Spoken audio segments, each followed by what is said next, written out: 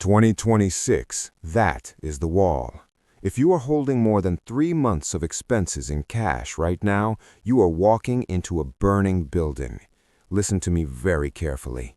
The gap between those who understand the next 18 months and those who will be wiped out is closing fast. The economy is not just slowing down, the machine is breaking. I'm Dalio. I've managed $124 billion in assets.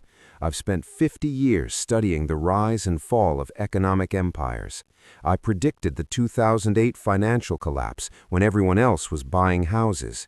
I have seen this pattern before. It happened in 1930, it happened in 1970, and it is happening right now. Most of you are playing by the old rules. You think cash is safe. You think bonds are secure. You are wrong. In this video, I'm going to show you exactly which 4 assets will survive the coming devaluation.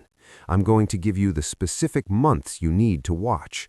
We are going to calculate your survival number.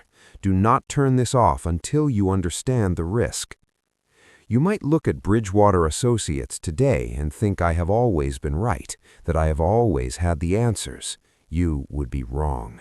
In 1982, I lost everything. I was arrogant. I had calculated that American banks had lent too much money to developing countries and that a default was inevitable. I went on television, I testified before Congress, I told the world a depression was coming. I'd bet everything on it. The markets did the exact opposite. The stock market began an 18-year bull run. I was dead wrong. I had to lay off every single employee at Bridgewater. I was so broke, I had to borrow $4,000 from my father just to pay my family's bills. It was the most painful experience of my life. It was humiliating. But that pain was a gift.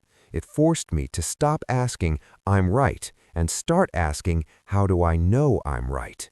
That failure taught me that the economic machine works in cycles.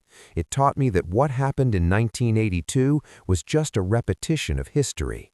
I missed the turn then because I didn't understand the debt cycle mechanics. I didn't understand that central banks can print their way out of a deflationary depression, creating an inflationary boom. I paid the price for that ignorance. You do not have to pay that price. I have spent the last 40 years refining the template so that I never miss a turn again. And right now, the indicators are flashing redder than they were in 1982. We are currently in stage 7 of the big debt cycle.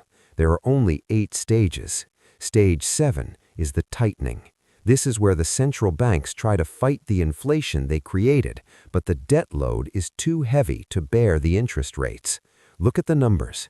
The United States national debt is over $34 trillion. That number is so large it sounds abstract. Let me make it concrete for you. Every single taxpayer in America owes nearly $260,000 just to clear the current balance.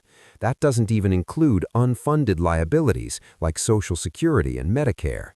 When you add those in, the real obligation is over $100 trillion. There is no mathematical way to pay this back. It is impossible. When a country cannot pay its debts, it has 2 choices. Choice 1, default. Tell creditors they aren't getting paid.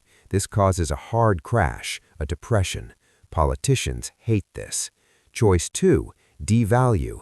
Print money to pay the bills. This makes the cash in your pocket worth less. Politicians love this because it is hidden taxation. We are seeing the exact same pattern that played out in the 1930s and the 1970s. In the 1930s, we had a debt crisis and a wealth gap that led to populism and conflict. In the 1970s, we had a supply shock and loose monetary policy that destroyed the value of the dollar. Today, we have both. We have the debt levels of the 1940s combined with the inflation risks of the 1970s. The scary part is the speed. In previous cycles, this transition took a decade. Now, with algorithmic trading and global connectivity, the cycle is compressing. What used to take 10 years is happening in 18 months. The Federal Reserve is trapped. If they keep interest rates high to fight inflation, the $34 trillion in debt becomes unserviceable. The interest payments alone are now costing more than our defense budget. If they lower rates to save the government, inflation explodes again. They are trapped in a room with no exit, and you are standing in the middle of it, holding cash. Stop guessing. You need a system.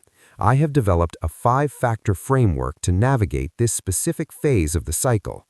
I call this the holy grail of asset allocation because it is designed to perform when the correlation between stocks and bonds breaks down. Usually, when stocks go down, bonds go up.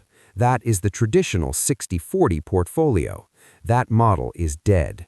In a debt crisis with inflation, stocks and bonds go down together.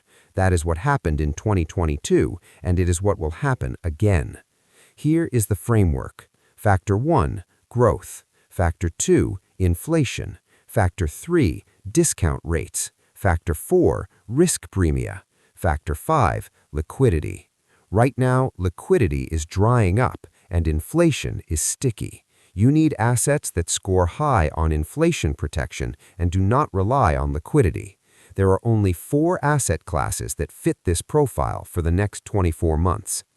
Asset number 1, gold. Not paper gold, not ETFs that track gold, physical gold or allocated storage. In the 1970s stagflation, stocks were flat for a decade. Gold went up over 400%. Central banks bought more gold last year than they have in 55 years. China is buying, Poland is buying, Singapore is buying. They know the dollar is being devalued. They are moving to neutral reserve assets. You should have 5 to 10% of your net worth in gold.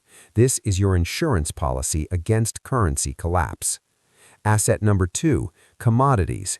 This is the stuff of life: oil, copper, agriculture. When money is printed, the price of scarce things goes up.